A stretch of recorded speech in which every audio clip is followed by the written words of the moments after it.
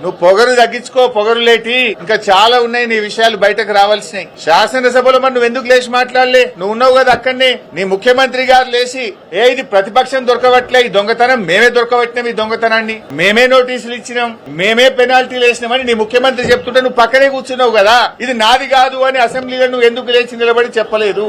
నీ మైనింగ్ మంత్రే లేచి రాఘవకు అనుమతులు లేవు, రాఘవ అనుమతుల కోసం ఢిల్లీకి అప్లై చేసిందని చెప్తే అసలు రాఘవకు మైనే లేదని నువ్వు అసెంబ్లీలో లేచి ఎందుకు చెప్పలేదు? నువ్వు అసెంబ్లీలో ఉన్నావు కదా, నా పక్క సీట్లనే కూర్చున్నావు కదా, మరి ఆ రోజు ఎందుకు లేవలేదు? 12 రోజులకు గుర్తొచ్చిందా నీకు మైండ్ లేదని? ఇదంతా బుకాయించే ప్రయత్నం, మసిబూసి మారేడుగా చేసే ప్రయత్నం.